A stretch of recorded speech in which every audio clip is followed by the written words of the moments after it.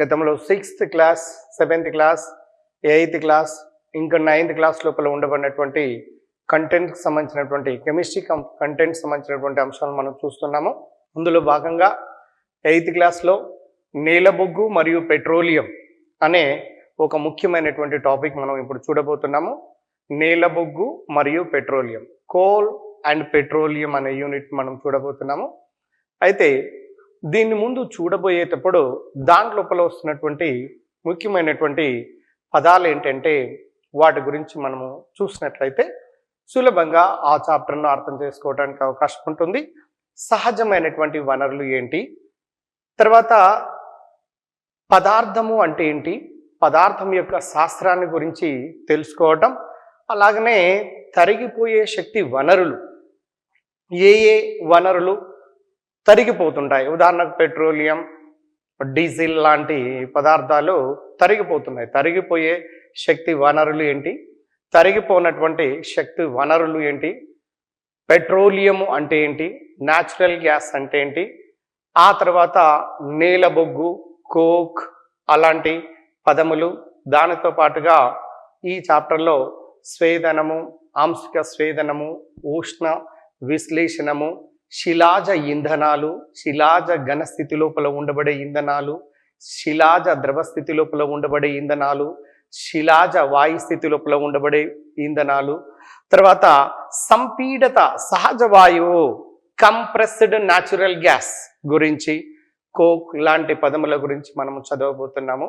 అయితే ఇక్కడ ఈ చాప్టర్ పైన పూర్తి పట్టు మనకు దొరకాలి అంటే ఫస్ట్ సాధారణంగా మీరు ఒకసారి గమనించండి. నీలబొగ్గు తరిగే వనరుల కిందికి మనం తీసుకోవచ్చును. నీలబొగ్గు అనే పదార్థాన్ని తీసుకొని మీరు ఉష్ణ విశ్లేషణము లేదా స్వేదన ప్రక్రియలకు గనక గురి చేసినట్లయితే ముఖ్యంగా 3 రకాల పదార్థాలు ఏర్పడుతుంటాయండి. అందులో number 1 coal tar, number 2 coal gas, number 3 coke. గుర్తుంచుకోండి, coal tar, coal gas, coke లాంటి 3 పదార్థాలు ఏర్పడుతుంటుంటాయి.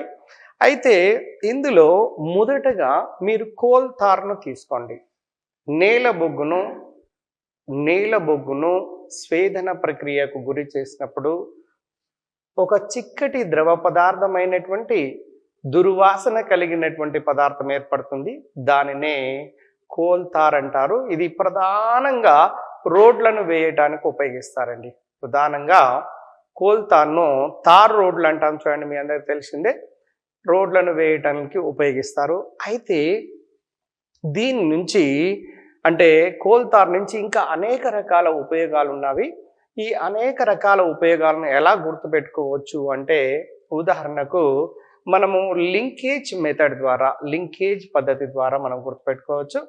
ఊహించండి, ఒక్క నిమిషము, రోడ్డు పక్కన మనము, ఎందుకంటే తార్ రోడ్డుతో తయారైంది మీకు కోల్ తార్తోని అని తెలిసింది, తార్ రోడ్డు పైన ఒక ఇల్లు కట్టినట్టుగా ఊహించండి. ఊహించటము అనేది మన ఉద్దేశం ఏంటంటే ఆ పదాలను గుర్తుపెట్టుకోవటం కోసమే. ఇల్లు కట్టినట్టుగా ఊహించి ఇంట్లోపలికి వెళ్ళేటప్పుడు తలుపులు లేదా డోర్స్ వస్తాయి. డోర్స్కు రంగులు వేస్తారండి, అంటే రంగులను తయారు చేయటంలో ఉపయోగపడుతుంది. నెంబర్ 1 లింక్ గుర్తుపెట్టుకోండి.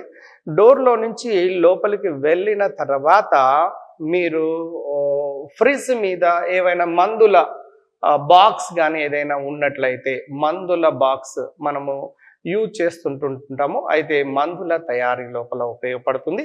అదేవిధంగా టెంపుల్ రూమ్ లోపలికి వెళ్ళండి, సువాసనను ఇచ్చే పదార్థములను, అంటే సువాసన ఇచ్చే పదార్థాలు మనము టెంపుల్ రూమ్లో ఉన్నట్టుగా, అంటే పూజ గదిలో ఉన్నట్టుగా ఊహిస్తే సువాసన ఇచ్చే పదార్థాలను తయారు చేయటంలోను, అదేవిధంగా ఇంటి పైకప్పులను, అదే ఇల్లు మీద పైకప్పు ఉన్నట్టుగా పైకప్పును తయారు చేయడానికి ఉపయోగిస్తుంటుంటారు.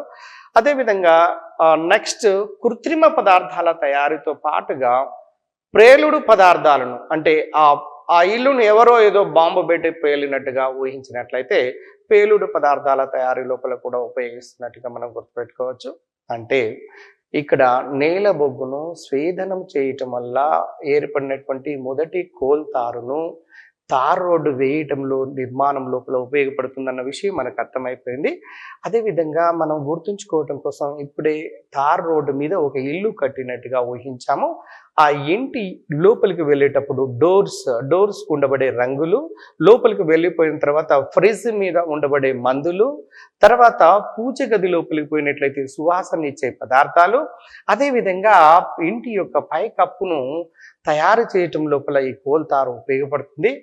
అదేవిధంగా ఇల్లును ఎవరో పేల్చి వేసినట్టుగా ఊహించండి. చివరికి ఆ రోడ్డు మీద ఉండబడినటువంటి ఇల్లును పేల్చి వేసినట్లుగా ఊహిస్తే అప్పుడు ప్రేలుడు పదార్థాల తయారీలోనూ కృత్రిమ పదార్థాల తయారీ లోపల ఉపయోగపడుతుందని ఈ విధంగా జస్ట్ లింకేజ్ అనే పద్ధతి ద్వారా గుర్తుపెట్టుకోవచ్చు. ఇప్పుడు చూడండి, మనం ఇంట్లోకి పోతుంటే రంగులు, అదేవిధంగా మందులు, అదేవిధంగా పూజ గది లోపల ఉండే సువాసన ఇచ్చే పదార్థాలు, పైకప్పు వంటి ఇంటి యొక్క పైకప్పు, పేలుడు పదార్థాలు, కృత్రిమ పదార్థాల తయారీ లోపల లింక్ అనేది ఏర్పడింది. కాబట్టి we're able to remember that. సింపుల్గా అర్థం చేసుకోవటానికి చూడండి, ఎందుకంటే ఇది కఠినంగా ఫీల్ అవుతుంటుంటారు. వాస్తవానికి ఇందులో ఏమాత్రం కఠినత్వం లేదు. సింపుల్గా అర్థం చేసుకునే విధానం లోపల మీకు చూపించడానికి ప్రయత్నం చేస్తున్నాను. అదేవిధంగా నేల బొగ్గును స్వేదనం చేసినప్పుడు రెండవ పదార్థమైనటువంటి కోల్ తార్తో పాటుగా కోక్ అనే పదార్థం ఏర్పడుతుందండి. ఈ కోక్ అనే పదార్థము లోహ నిష్కర్షణ శాస్త్రంలో ఉపయోగపడుతుంది. బాగా గుర్తుపెట్టుకోండి, కోక్ అనేది లోహ నిష్కర్షణలో ఉపయోగపడుతుంది. నెంబర్ 2, స్టీల్ తయారీలో. స్టీల్ మీకు తెలుసు, ఐరన్ ప్లస్ కార్బన్, ఆ రెండింటి యొక్క కలయికను స్టీల్ అంటారు. స్టీల్ తయారీ లోపల కార్బన్ అనేది ఇక్కడ కోక్ అండి, కాబట్టి స్టీల్ తయారీ లోపల ఉపయోగపడుతుంది. ఇంకొకటి ఏంటంటే పరిశ్రమలలో ఇంధనంగా కూడా ఉపయోగపడుతుందండి ఈ కోకు. పరిశ్రమలలో ఇంధనంగా నెంబర్ 1. నెంబర్ 2, రెండవది స్టీల్ తయారు చేయటంలో ఐరన్ ప్లస్ కార్బన్ అంటే కోక్. తర్వాత మూడవది లోహ సంగ్రహణ శాస్త్రంలో ఉపయోగపడుతుందండి. లోహాలను నిష్కర్షణ చేయటంలో ఉపయోగపడుతుంది. అదేవిధంగా నెక్స్ట్ మూడవది ఒక గ్యాస్ లాంటి పదార్థం ఏర్పడుతుంది. దాన్ని కోల్ గ్యాస్ అంటామండి. కోల్ గ్యాస్ ముఖ్యంగా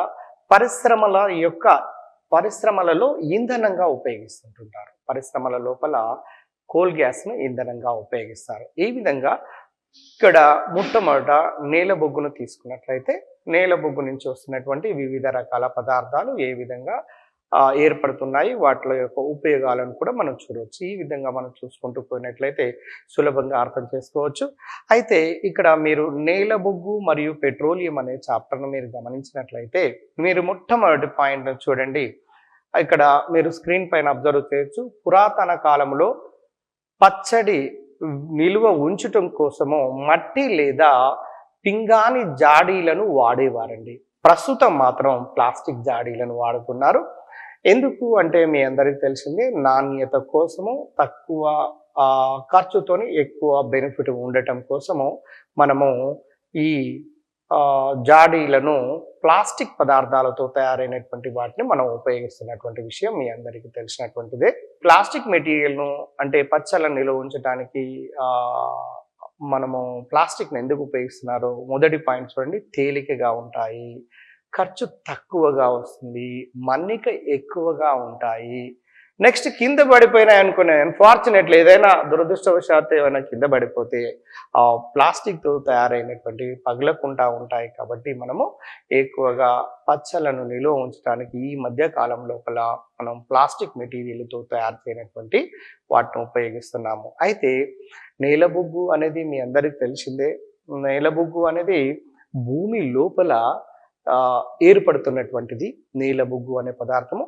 అదేవిధంగా భూమి లోపల కొన్ని వేల మీటర్ల లోతున రాతి బండల కింద, రాతి కొండల కింద ఒక నదిలాగా ప్రవహిస్తున్నటువంటి పెట్రోలియం సరస్సులు ఉంటాయి. ఆ పెట్రోలియం సరస్సుల నుంచి అంటే రాతి బండల కింద నుంచి ఏర్పడుతుంది. కాబట్టి దీన్ని రాతి నూనె అని కూడా అంటారండి. రాతి నూనె అన్నా పెట్రోలియం అన్నా ఒకటే. కానీ ఈ ప్రవహిస్తున్నటువంటి పెట్రోలియం నదుల మాదిరిగా భూమి కింద ప్రవహిస్తున్నటువంటి పెట్రోలియం యొక్క పై భాగంలో ఒక రకమైనటువంటి వాయువు చేత కప్పబడి ఉంటుంది. దానిని న్యాచురల్ గ్యాస్ లేదా సహజ వాయువు అంటారు. ఈ పెట్రోలియం పై భాగంలో ఏ వాయువు అయితే కప్పబడి ఉంటుందో దాన్ని సహజ వాయువు అంటారు. ఇది హైడ్రోకార్బన్ల యొక్క మిశ్రమము. గతంలో అనేక కాంపిటేటివ్ ఎగ్జామినేషన్ లోపల అడిగినటువంటి బిట్ అండి. ఇది ఓవరాల్గా మనకు కాన్సెప్ట్ ఏర్పాటు చేసుకోవడానికి కోసం ప్రయత్నం చేద్దాము. అయితే ఇక్కడ వివిధ అవసరాల కోసం మనం వాడే పరికరాలను, పదార్థములను గుర్తించటం అనేది నేర్చుకోవాల్సినటువంటి అవసరం ఉన్నది. పట్టిక లోపల గమనించండి. సందర్భము, పరికరము ఏ 30 నుంచి 40 సంవత్సరాల క్రితం వాడినటువంటి పరికరము, పదార్థము అనేది బిలోను, ప్రస్తుతం వాడుతున్నటువంటి పదార్థము సిలోను ఉన్నది. ఒక్కసారి పట్టికను మీరు గమనించాలి. మెల్లగా, ప్రశాంతంగా ఒక్కొక్క పదాన్ని మీరు గుర్తుపెట్టుకోవడానికి కోసం ప్రయత్నం చేయండి. పచ్చళ్ళు నిలువ చేసే జాడి చూడండి, 30 నుంచి 40 సంవత్సరాల క్రితం వాడినటువంటి పరికరము పింగాణి జాడీలలో వాడారండి. మీ అందరికీ తెలుసు, పింగాణి పాత్రలలో వాడటం జరిగినది 30 నుంచి 40 సంవత్సరాల క్రితం పచ్చళ్ళను నిల్వ చేయడానికి. ప్రస్తుతం వాడుతున్నటువంటిది ఏంటిదో గమనించండి స్క్రీన్ మీద. పింగాణి మరియు ప్లాస్టిక్ జాడీలను, ఇప్పటికీ పింగాణి పాత్రలను వాడుతున్నారు, ప్లాస్టిక్ జాడీలను కూడా వాడుతున్నారండి. అదేవిధంగా రెండవ దాన్ని మీరు గమనించండి. ప్రయాణ సమయం లోపల ఆహార పదార్థాల ప్యాకింగ్ కోసము ఏవేవి వాడుతున్నారు. 30 నుంచి 40 ఏళ్ల క్రితం మాత్రము ప్రయాణం ఎవరైతే చేస్తారో వాళ్ళు విస్తారాకులు లేదా అరిటాకులలో పెట్టుకొని వెళ్ళేవారండి. విస్తారాకులు లేదా అరిటాకులలో. ప్రస్తుతం మాత్రం ప్లాస్టిక్ మెటీరియల్లో, ప్లాస్టిక్ డబ్బాలలో ఆ ఆహార పదార్థాలను మనం తీసుకొని వెళుతున్నాము. అదేవిధంగా ఇంట్లో వాడే నీటి పైపులు ఒకప్పుడు 30 నుంచి 40 సంవత్సరాల క్రితం అయితే లోహపు పైపులు, ముఖ్యంగా ఇనుము యొక్క పైపులను వాడేవారు. ప్రస్తుతం మాత్రము పివిసి లేదా రబ్బర్ లేదా ప్లాస్టిక్ పైపులు. పివిసి మీ అందరికి తెలిసిందే, పాలీవినైల్ క్లోరైడ్ లేదా రబ్బర్ పైపులు లేదా ప్లాస్టిక్ పైపులను ప్రస్తుతం వాడుతున్నాము. అదేవిధంగా దువ్వెనలను తీసుకొని చూడండి. దువ్వెనలను కనుక తీసుకొని చూసినట్లయితే చెక్క దువ్వెనలు వాడారండి. 30 నుంచి 40 సంవత్సరాల క్రితం చెక్కతో తయారు చేసినటువంటి దువ్వెనలు వాడేవాళ్ళు. ప్రస్తుతం అయితే ప్లాస్టిక్ దువ్వెనలను వాడుతూ ఉన్నారు. అదేవిధంగా వంట సామాగ్రిని చూడండి. వంట సామాగ్రి కోసం ఏ వాటిని వాడేవారంటే రాగి పాత్రలతో వాడేవారండి. మట్టి పాత్రలు, రాగి పాత్రలు, మట్టి పాత్రలతో వాడేవారు. మీ అందరికీ తెలుసు, మట్టి పాత్రల్లో కూరలను, అన్నం కనుక తయారు చేసినట్లయితే ఎంత టేస్టీగా ఉంటుందండి. ఇటీవల కాలం లోపల ఈ ప్రతి ఒక్కరు కూడా కొన్ని షుగర్ లాంటి, బీపీ లాంటి డిసీజెస్ రాకుండా ఉండటానికి కూడా ఈ మట్టి పాత్ర లోపల ఆహార పదార్థాలను తీసుకున్నట్లయితే బాగుంటుందన్నటువంటి వార్తలు ఈ వెలుగు లోపలికి వస్తున్నాయి. కాబట్టి వీలు పడినట్లయితే మనం మట్టి పాత్ర లోపల ఆహార పదార్థాలను ఉపయోగించుకొని మన ఆరోగ్యాన్ని కాపాడుకోవాల్సిందిగా కోరుకుంటున్నాను. అయితే ఇక్కడ తర్వాత ప్రస్తుతం చూడండి, ఈ ఏ పాత్రలు వాడుతున్నారంటే స్టీల్ పాత్రలను ఎక్కువగా వాడుతున్నారండి. స్టీల్ పాత్రలను వాడడం వల్ల వచ్చే నష్టాలు కూడా ఉన్నాయి. కాబట్టి సాధ్యమైనంత వరకు ఇప్పుడు మన ఆరోగ్యమే మహాభాగ్యం కాబట్టి సాధ్యమైనంత వరకు మనము మట్టి పాత్రలలో మన ఆహార పదార్థాలను ఉపయోగించుకుంటే బాగుంటుంది. మీకు తెలుసు, మన పురాతన కాలం లోపల 40, 50, 60 సంవత్సరాల క్రితం మానవుని యొక్క వయసు 70, 80, 90, 100 సంవత్సరాల వరకు బతికేవాళ్ళు. కానీ ఇప్పుడు ఉన్నటువంటి వ్యక్తుల యొక్క వయసు చాలా పడిపోయిన విషయం మీకు తెలిసినటువంటిది. కారణం ఏంటంటే వాతావరణ కాలుష్యం కావచ్చు, మనం ఉపయోగిస్తున్నటువంటి పాత్రల యొక్క పాత్ర కూడా మన జీవన ప్రమాణం మీద ఆధారపడి ఉంటుంది. కాబట్టి దానిపైన కూడా మీరు ఆలోచించవలసినటువంటి అవసరం ఉన్నది. అదేవిధంగా రైలు ఇంజన్లో వాడే ఇంధనం ఏంటంటే బొగ్గు వాడారండి 30 నుంచి 40 సంవత్సరాల క్రితం. ప్రస్తుతం మాత్రము డీజిల్ మరియు విద్యుత్ శక్తిని వాడుతున్నారు. డీజిల్తో తయారై ఇంధనాన్ని, అదేవిధంగా విద్యుత్ శక్తితో నడిచే రైళ్లను మనము చూస్తూ ఉన్నాము. తర్వాత బట్టల రవాణా కోసం ఉపయోగించే సామాను ట్రంక్ పెట్టెలలో వాడేవారండి. బట్టల రవాణా కోసం ఉపయోగించే సామాను దేనికోసం వాడారంటే 30-40 ఏళ్ల క్రితము ట్రంక్ పెట్టెలు, ఇనుప లోహాలతో మీ అందరికీ తెలిసిందే. హాస్టల్లో పిల్లలు మనము పోయేటప్పుడు మీరు గమనించండి, ట్రంక్ పెట్టెలలో పెట్టుకొని సామాన్లను తీసుకుపోతుంటుంటారు. అదేవిధంగా ప్రస్తుతం అయినట్లయితే సూట్ కేసులు, బ్యాగ్లలో వాడుతున్నారండి. ప్లాస్టిక్తో తయారైనటువంటి లేదా ఒక స్పెషల్ క్లాత్తో తయారైనటువంటి, నైలాన్ లాంటి క్లాత్తో తయారైనటువంటి బ్యాగులు మరియు సూట్ కేసులను కూడా వాడుతూ ఉన్నాము. నీటిని నిల్వ ఉంచడం కోసం ఒకప్పుడు మాత్రం లోహపు బకెట్లు లాంటి పరికరాలను వాడితే ప్రస్తుతం మాత్రము ప్లాస్టిక్ బకెట్లు, మూతలు వాటిని మనం ఉపయోగిస్తున్నాము. అదేవిధంగా నెక్స్ట్ నీటిని నిల్వ చేయటానికి ఉపయోగించేవి ఏంటంటే ఒకప్పుడు మాత్రం కుండలలో బాగా వాడేవారండి. కుండలు, గాబులు అనేవి, అంటే అది కూడా మట్టితో తయారు చేసినవే. కుండలు, గాబులు, సిమెంట్ గాబులు అటువంటి వాటిలో సిమెంట్ తొట్లు, ఇప్పుడు ప్రస్తుతం తొట్లు అని కూడా పిలుస్తున్నాము, వాటిలో నిల్వ ఉంచేవాళ్ళు. కానీ ప్రస్తుతం మాత్రము ప్లాస్టిక్ మెటీరియల్లో తయారు చేసినటువంటి పాత్రల లోపల నీటిని నిల్వ ఉంచుతున్నాము.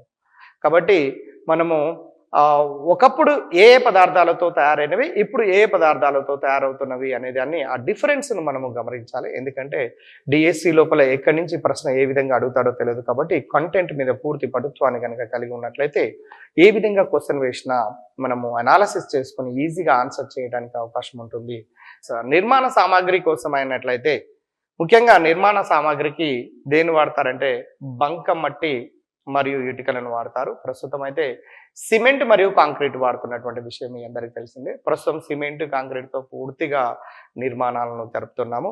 అయితే ఆభరణాల తయారీ లోపల మాత్రం బంగారము, రాగి, వెండిని మనము 30 నుంచి 40 సంవత్సరాల కాలంలో బాగా వాడామండి. ప్రస్తుతం మాత్రం డైమండ్స్ లాంటి గోల్డ్ కూడా ఉపయోగించినప్పటికీ కూడా డైమండ్స్తో నెక్లెస్లు, డైమండ్స్తో అనేక రకాల ఆభరణంలో తయారు చేసుకుంటున్నాము. ఇక అదేవిధంగా గృహ ఉపకరణాల్లో చూసినట్లయితే కుర్చీలు, మంచాలు లాంటివి కనుక మీరు గమనించి చూడండి, కలపతో తయారు చేసినటువంటి కుర్చీలు, మంచాలు ఉండేది. అంటే కర్రతో తయారు చేసినటువంటి కుర్చీలు, మంచాలు ఏర్పడేవి. కానీ ప్రస్తుతం మాత్రం everything almost you can take any one of the material. మీరు మన ఇంట్లో వాడుతున్నటువంటి ఏవైనా తీసుకొని చూడండి, సాధారణంగా ప్లాస్టిక్ కుర్చీలే, ప్లాస్టిక్తో తయారైనటువంటివి మాత్రమే ఉన్నవి. కాబట్టి ఈ పట్టిక ద్వారా మీకు ఒక అవగాహనకు వచ్చేస్తారు. 30 నుంచి 40 సంవత్సరాల క్రితం ఏ పదార్థాలు ఏ వాటితో నిర్మితమైనవి, ప్రస్తుతం వాడుతున్నటువంటి పదార్థాలు వేడితో తయారవుతున్న అన్న విషయం మీకు స్పష్టంగా అర్థమవుతున్నది. దాదాపుగా 100 సంవత్సరాల క్రితము ఇనుము, వెండి, బంగారము మొదలగు వాటిని ఉపయోగించారండి. 100 సంవత్సరాలు దాదాపుగా రమారమి సుమారుగా మనం తీసుకుంటే 100 years బ్యాక్ తీసుకుంటే ఇనుము, వెండి, బంగారము మొదలైన వాటిని ఉపయోగించేవాళ్ళు. అయితే ఇక్కడ పదార్థ శాస్త్రం అనే ఒక పదం ఉన్నదండి. మీరు ఐఐటి, ఎన్ఐటీలలో కూడా మెటీరియల్ సైన్స్ గురించి, ఇప్పుడు మెటీరియల్ సైన్స్ బాగా డెవలప్ అవుతున్నది, బాగా. ఎందుకంటే మెటీరియల్ సైన్స్ మీద ఎంత మనకు అవగాహన ఎక్కువగా ఉంటే మన డెవలప్మెంట్ కూడా అంత బాగుంటుంది. కాబట్టి పదార్థముల గురించి తెలియచేసే దాన్ని మెటీరియల్ సైన్స్ అంటారండి, లేదా పదార్థ శాస్త్రము అంటారు. అది జనరల్గా హై స్కూల్ లెవెల్లో వీటి గురించి, పదార్థాన్ని గురించి కొంతవరకు వివరిస్తున్నప్పటికీ హయ్యర్ లెవెల్లో మనం ఐఐటి, ఎన్ఐటీలలో, national institute of technology, Indian institute of technology వాటిలలో ఒక స్పెషల్ కోర్సెస్ ఉన్నవి. అందులో భాగంగా ఈ మెటీరియల్ సైన్స్ గురించి మనము బాగా చదువుతున్నాము. మీరు స్క్రీన్ పైన అబ్జర్వ్ చేయొచ్చు, చెట్ల నుండి కలప వస్తుంది అండి. చెట్ల నుండి కలప వస్తుంది. కానీ రాగి, ఇనుము వంటి లోహాలు మాత్రము వాటి ధాతువుల నుండి సంగ్రహిస్తారు. ఇప్పుడు చెట్ల నుండి కలప వచ్చినట్టుగానే మూలకాలు లేదా లోహాలు అనేవి వాటి ధాతువుల నుండి ఏర్పడతాయండి. ధాతువు అనేది ఒక సమ్మేళన స్థితి లోపల ఉండబడినది. కాబట్టి ధాతువు అనే పదము లోహ సంగ్రహణ శాస్త్రంలో స్పష్టంగా మనం చూస్తాము. దాని గురించి మనం వరి కావాల్సినటువంటి అవసరం లేదు. అయితే నీరు, గాలి వంటివి పదార్థ వనరులుగానే కాకుండా శక్తి వనరులుగా ఉన్నవి. చూడండి, నెక్స్ట్ పాయింట్ ఏంటంటే నీరు, గాలి వంటివి సహజమైనటువంటి వనరులు. ఈ పదార్థ వనరులు మామూలుగా పదార్థ వనరులుగానే కాకుండా శక్తి వనరులుగా కూడా మనకు ఉపయోగపడుతున్నవి. ప్లాస్టిక్లు సాధారణంగా మీ అందరికీ తెలుసు పెట్రో రసాయనాల నుండి ఉత్పత్తి అయినటువంటి అండి. ప్లాస్టిక్లన్నీ కూడా పెట్రో రసాయనాల నుంచి తయారు చేస్తున్నారు. సహజ వనరులను కనుక తీసుకున్నట్లయితే ఏంటంటివి సహజమైనటువంటి వనరులు? సహజమైనటువంటి వనరులు అంటే మనం ఏర్పాటు చేసినటువంటివి కాదు, ఆల్రెడీ క్రియేటెడ్ బై గాడ్, లేదా భూమి పుట్టుకతో వచ్చినటువంటివి. నేల, నీరు, గాలి, పెట్రోల్ లాంటివి మొత్తము కూడా ఈ సహజమైనటువంటి వనరులు. మనము ఎవరో మానవుడు తయారు చేసినటువంటివి కాదు, భూమిలో ప్రకృతిగా సహజ సిద్ధంగా ఏర్పడినటువంటివి. కాబట్టి వీటిని సహజమైనటువంటి వనరులు అంటాము. ప్రశ్న ఎలా అడుగుతుండొచ్చు అంటే ఈ కింది వాళ్ళలో సహజమైన వనరు కానిది ఏది అని అడగొచ్చు డిఎస్సిలో. నేల, నీరు, గాలి, పీవీసీ అన్నారు అనుకోండి, పాలివినైల్ క్లోరైడ్. పీవీసీ అనేది ప్లాస్టిక్ మెటీరియల్, అది మనతో తయారు చేయబడినది. ఈ క్రింది వాళ్ళలో సహజ వనరు అయినది ఏది, ఈ క్రింది వాళ్ళలో సహజ వనరు కానిది ఏది, అలా ప్రశ్నలు వేయడానికి అవకాశం ఉంటుంది. కాబట్టి ప్రశ్న ఏ రూపంలో అడగడానికి అవకాశం ఉంటుందో చూడండి. మీరు డిఎస్సి లోపల మనము సబ్జెక్ట్ని కనుక సరళంగా చూస్తూ పోయినట్లయితే సులభంగా చేయొచ్చండి. డిఎస్సిలో చేయాలంటే కెమిస్ట్రీలో ముఖ్యంగా ఫిజికల్ సైన్స్ దట్టు కెమిస్ట్రీ భాగాన్ని కనుక తీసుకున్నట్లయితే ముఖ్యంగా ప్రతి విద్యార్థికి, ప్రతి వ్యక్తికి, ప్రతి రాస్తున్నటువంటి అభ్యర్థికి 1 నుంచి 30 మూలకాల యొక్క పరమాణు సంఖ్యలు, వాటి యొక్క పరమాణు భారాలు, వాటి ఎలక్ట్రాన్ విన్యాసాలు పూర్తిగా తెలిసి ఉండాలండి. అట్లీస్ట్ 1 నుండి 30 వరకు బాగా గుర్తుంచుకోండి. తప్పకుండా మనం సక్సెస్ కావాలంటే వాటి యొక్క పరమాణు సంఖ్యలు, వాటి యొక్క పరమాణు భారాలు, అంటే హైడ్రోజన్ నుంచి జింక్ వరకు పరమాణు సంఖ్యలు, పరమాణు భారాలు, వాటి యొక్క ఎలక్ట్రాన్ విన్యాసాలు, వాటితో పాటుగా గ్రూపులు, ఏ గ్రూపులలో ఏ మూలకాలను, ఉదాహరణకు ఫస్ట్ ఏ గ్రూప్ తీసుకుంటే lithium, sodium, potassium, rubidium, caesium, francium. First A group మూలకాల యొక్క ఆక్సీకరణ సంఖ్యలు +1 +2. సెకండ్ ఏ గ్రూప్, ఆ విధంగా వాటి ఆక్సీకరణ సంఖ్యల మీద మనకు అవగాహన కనుక ఉన్నట్లయితే కెమిస్ట్రీ నుంచి సులభంగా వాళ్ళు ఇస్తున్నటువంటి ప్రశ్నలు మనం హాయిగా ప్రశాంతంగా చేసుకోవచ్చు అండి. ఎలాంటి ప్రాబ్లం లేదు. పదార్థాలకు మూల ఆధారాలు ఉంటాయి. ఏదైనా పదార్థం ఉందంటే దానికి ఏదో ఒక ఆధారం ఉంటుంది, దాన్ని మూలాధారము అంటారు. కొన్ని ఉదాహరణ మన టెక్స్ట్ నుంచి ఇచ్చినటువంటివి చూద్దాం. పదార్థానికి ఉదాహరణ ఏంటి, అది ఎలా లభ్యమవుతుంది? గాజు అనేది చూడండి, గాజు అనేది ఎలా ఏర్పడుతుంది? ఇసుకకు ఇతర పదార్థాలతో కరిగించి క్రమంగా చల్లార్చడం వల్ల గాజు అనేది ఏర్పడుతుందండి. మన టెక్స్ట్ బుక్ ప్రకారం చూడండి, బంకమట్టి. బంకమట్టి ఎలా ఏర్పడుతుంది చూడండి, కెలినైట్స్ అనే ఖనిజమును నీటిలో కలపడం వల్ల బంకమట్టి ఏర్పడుతుందండి. కెలినైట్ అనే ఖనిజము నీటిలో కరగటం వల్ల బంకమట్టి ఏర్పడుతుంది. కలప అనేది ఎట్లా వస్తుంది మీకు చెప్పండి? ఎండినటువంటి చెట్ల వలన వస్తుంది, మనం సులభంగా ఊహించవచ్చు. ప్లాస్టిక్లు మాత్రం మీ అందరికీ తెలిసిందే పెట్రో రసాయనాల నుంచి. పెట్రో రసాయనాలు అంటే ఏంటి అనేది మనం స్పష్టంగా మనం చూడబోతున్నాము ఈ చాప్టర్లో. ప్లాస్టిక్లు అనేవి పెట్రో రసాయనాల నుంచి తయారు చేయబడ్డవండి. లోహాలు అనేవి వాటి యొక్క ధాతువుల నుంచి ఏర్పడతాయి. వాటి యొక్క ధాతువు నుంచి, ఉదాహరణకు అల్యూమినియం యొక్క ధాతువు ఏంటిదంటే మనము ఉదాహరణ బాక్సైట్ లాంటివి తీసుకోవచ్చండి. ధాతువు బాక్సైట్, కోరండం, గిప్సైట్ లాంటివి అల్యూమినియం యొక్క ధాతువులుగా మనము తీసుకోవడానికి అవకాశం ఉన్నది. అంటే పదార్థం ఏంటిది, అది దేంతో తయారవుతుంది?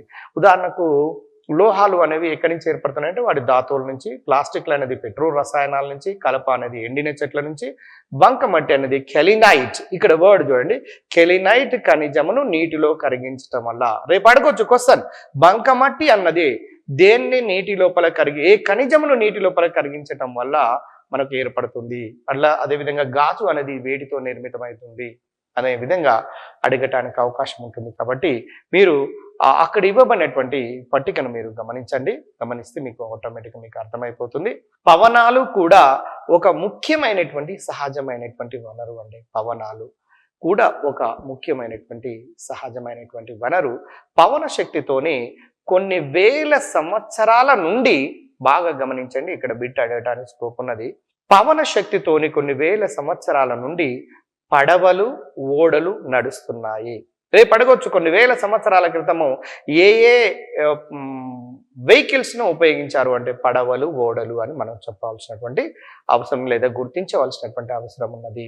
ముఖ్యంగా పవన శక్తిని దేనిలో ఉపయోగిస్తారు అనే దాన్ని కనుక మనం ఆలోచిస్తే, నెంబర్ 1 చూడండి, ఉప్పు తయారు చేసేటప్పుడు మీ అందరూ తెలుసు, సముద్రపు నీటికి ఉప్పుగా ఉండటానికి కారణం ఏంటంటే సోడియం క్లోరైడ్ సుమారుగా 2.8% వరకు కరిగి ఉంటుంది. కాబట్టి ఆ ఉప్పు నీటిని మనము బయటికి తీసి మామూలుగా బాష్పీభవనం అనే ప్రక్రియ ద్వారా నీటిని బయటికి పంపి దాంట్లో ఉన్నటువంటి సోడియం క్లోరైడ్ను మనము మడుల లోపల ఉప్పును తయారు చేస్తుంటాము. అయితే ఇక్కడ పవన శక్తి అనేది పరోక్షంగా ఎలా ఉపయోగపడుతుందంటే, నెంబర్ 1, ఉప్పు తయారీలో సముద్రపు నీటిని పైకి పంపు చేయడానికి ఉపయోగిస్తారండి. ఉప్పు తయారు చేసేటప్పుడు సముద్రం లోపల ఉండబడిన నీటిని పైకి పంపు చేయడానికి ఈ పవన శక్తిని వాడుతున్నారు. అదేవిధంగా మొక్కజొన్న పిండిని చూడండి, మొక్కజొన్నలను పిండిగా మార్చడానికి కూడా ఈ పవన శక్తిని వాడుతున్నారు. 2 రకాలుగా ఈ పవన శక్తిని, సముద్రపు నీటిని బయటికి తీయటానికి, మొక్కజొన్నలను పిండిగా మార్చటం లోపల ఉపయోగపడుతుందండి. అంటే సహజంగా ఏర్పడినటువంటి వనరు మనకు ఈ విధంగా ఉపయోగపడుతుంది. కాబట్టి రేపు అడగొచ్చు పవన శక్తిని ఈ క్రింది వాటిలో ఏ విధంగా ఉపయోగపడుతుంది? ఏ, బి, సి, డి ఈ విధంగా ఆప్షన్స్ ఇచ్చుకుంటూ పోవడానికి అవకాశం ఉంటుంది. కాబట్టి జాగ్రత్తగా గమనించండి. తరిగిపోనటువంటి శక్తి వనరులు, తరిగిపోయే శక్తి వనరులు. తరిగిపోని శక్తి వనరులేమో గాలి మరియు నీరు, తరిగిపోయే శక్తి వనరులకేమో ఉదాహరణ మీరు స్క్రీన్ మీద గమనించండి, నీలబొగ్గు మరియు పెట్రోలియం. చూడండి, నీలబొగ్గు పెట్రోలియం అనగానే నాకు గుర్తుకొస్తుంది మన తాతలు ముత్తాతల కాలంలో కొన్ని వందల వేల సంవత్సరాల క్రితము మానవులు కావచ్చు, జంతువులు కావచ్చు, వృక్షాలు కావచ్చు, ఇవన్నీ కూడా భూకంపాలు లేదా ప్రత్యేకమైనటువంటి పరిస్థితులకు భూమి లోపల కప్పబడినప్పుడు మన శరీరం లోపల ఉండబడినటువంటి ఎముకలన్నీ కూడా లేదా వృక్షాల లోపల ఉండబడినటువంటి కర్ర లాంటి భాగము కూడా అధిక ఉష్ణోగ్రత పీడనాలకు లోనై కార్బనైజేషన్ అనే ప్రక్రియకు లోనై, గమనించండి, కార్బనైజేషన్ అనే ప్రక్రియకు లోనై మన శరీరం లోపల ఉండబడినటువంటి ఎముకలు లేదా వృక్షాల లోపల ఉండబడినటువంటి కర్ర భాగం మొత్తం కూడా నీలబొగ్గుగా మారుతున్నదండి.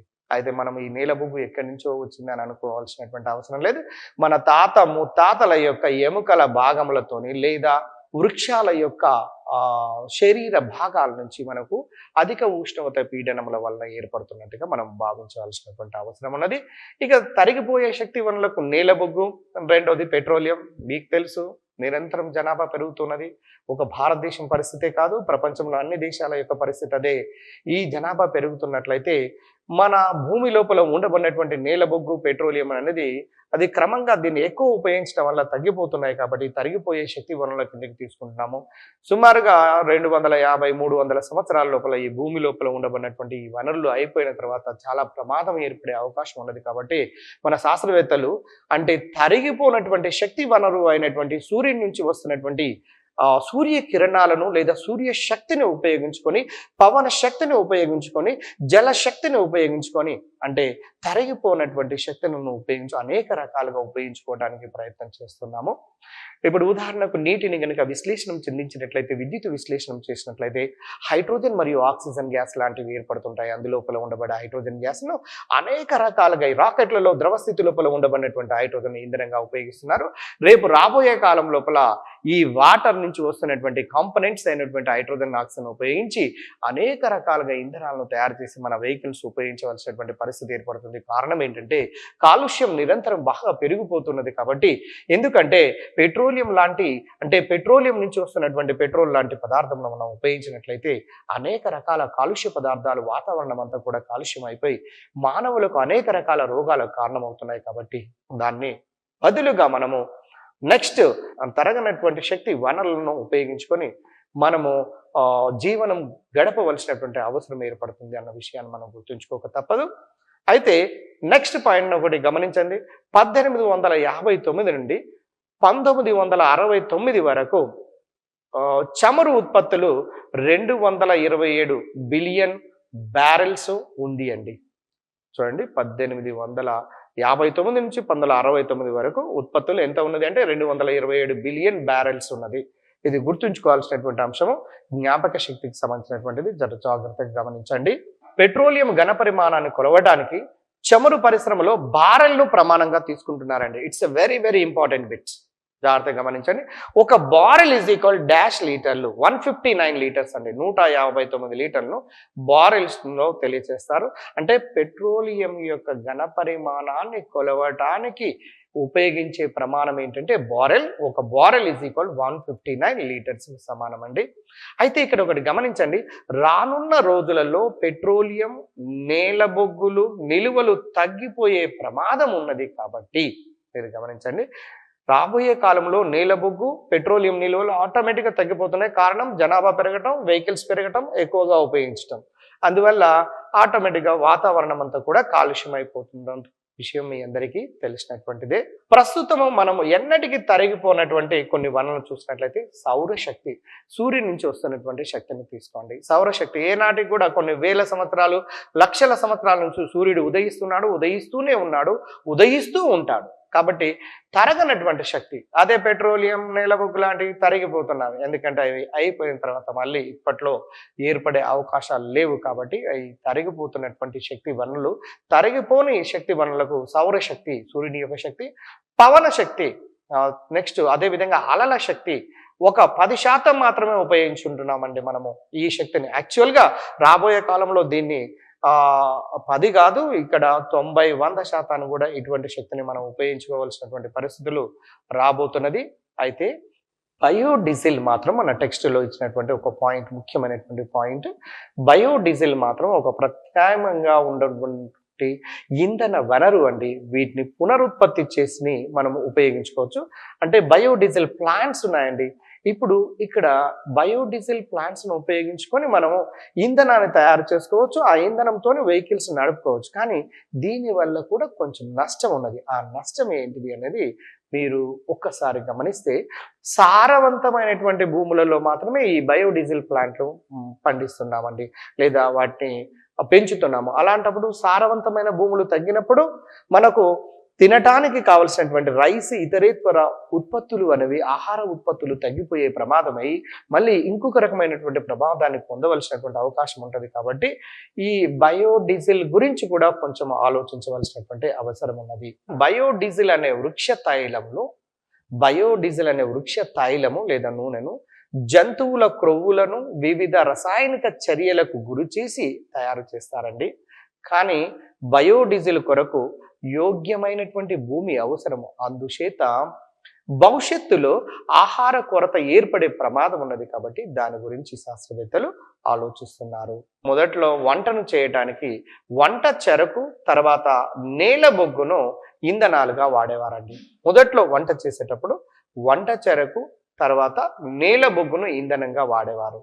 ఇంధనము ఒక వంట కోసమే కాకుండా, ఒకప్పుడు ఇంధనాన్ని వంట కోసం మాత్రమే వాడేవారు, కానీ రవాణా కోసం కూడా ఉపయోగించుకోవచ్చండి. దాని రవాణా కోసం కూడా ఉపయోగిస్తున్నాము. అయితే ఇక్కడ ఒకటి గమనించండి, విద్యుత్ ఉత్పత్తి కూడా ఇంధనము అనేది అవసరం అండి. విద్యుత్ ఉత్పత్తి చేయాలన్నా కూడా ఇంధనము అనేది మనకు అవసరం అనే విషయాన్ని మనకు ఈ నేలబొగ్గు పెట్రోలియం అనే యూనిట్ ద్వారా తెలియజేస్తున్నాయి.